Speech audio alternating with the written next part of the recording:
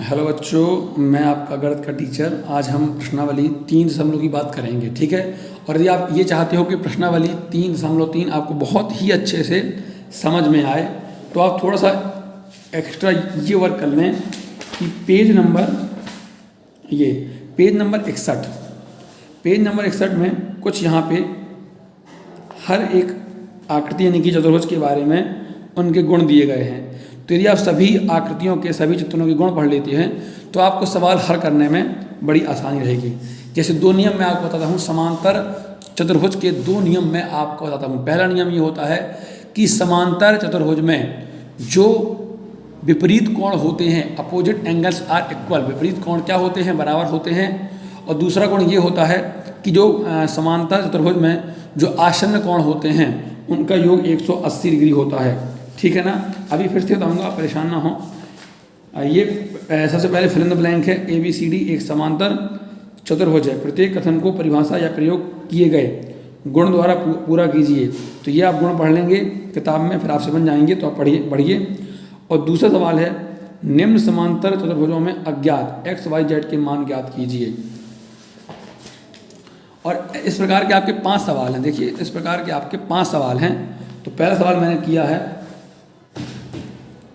तो पहले चित्र देख लीजिए आप एक बार।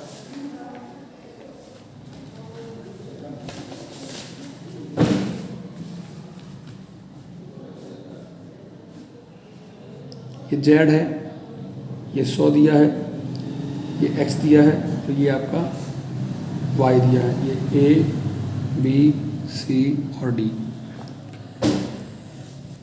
तो ABCD क्या है? एक समांतर चतुर्भुज है। ये दिया है हमें किताब में। ABCD क्या है? एक समांतर चतुर्भुज है। अब अभी अपन ने क्या पढ़ा था कि समांतर चतुर्भुज के जो विपरीत कोण होते हैं वो बराबर होते हैं। तो यहाँ पे जो एंगल B है ये बराबर होगा एंगल D के, और जो एंगल A है ये बराबर होगा एंगल C के। तो बात कर लेते हैं, पहले हम जानते हैं कि कोण B बराबर कोण D होगा। क्यों? विपरीत कोण बराबर होते हैं।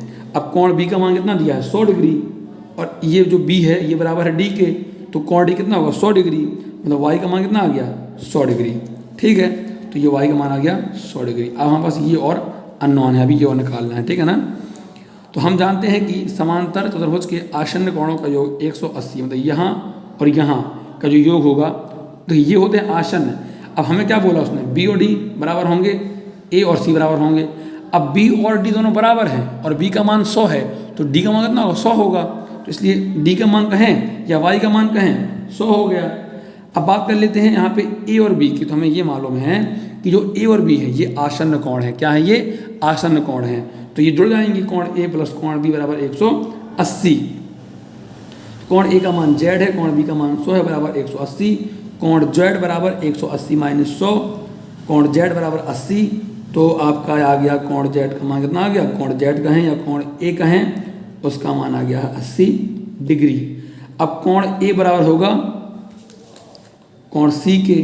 तो कोण A यदि हमें दिया है कितना? 80 डिग्री, तो कोण C कितना होगा? 80 डिग्री। मतलब X का मान कितना? 80 डिग्री। Z का मान कितना? 80 डिग्री। Y का मान कितना? 100 डिग्री। ठीक है, ये हो गया, बेहद आसान रहा। अब बाकी से सवाल आप कर लोगे, है ना। चलिए, तो तीसरा भी आप कर लोगे, चौथा करने की जरूरत नहीं है, करना हो तो आप कर भी लोगे।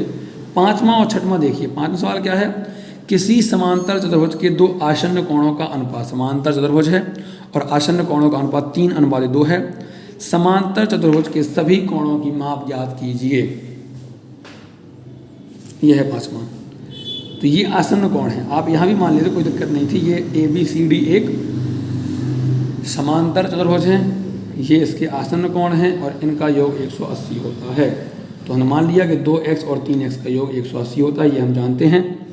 2x प्लस 3x 5x बराबर 180, x बराबर 180 बटा 5, x बराबर 36। तो कोण B को हमने क्या माना था? 3x। तो 3x, 3 का 3 गुणा x की जगह 36 आ गया 108। अब यदि कोण B आपका 108 है तो कोण D कितना होगा? 108। कितना होगा? 108। क्यों होगा? क्योंकि हम जानते हैं कि विपरीत कोण बराबर होते हैं। इसी प्रकार कोण C हमें क्या दिया है? 2x। तो 2 गुणा x का मान 36 आया है, तो कोण C कितना आ गया? 72 डिग्री। अब हम जानते हैं कि कोण सी बराबर होगा कोण ए के, तो कोण ए कितना होगा 72 डिग्री। तो ये आपका बी कितना आ गया 108, तो डी कितना आ गया आपका 108, सी आ गया 72, तो ए कितना आ गया 72। ये हमने सवाल हल कर लिया। ठीक है, दो नियम रखने यहाँ पे कि विपरीत कोण बराबर होते हैं, आसन्न कोणों का योग 180 होता है। अब छठवां देख लीजिए, किसी समांतर चतुर्भुज के दो आसन्न कोणों की माप बराबर है।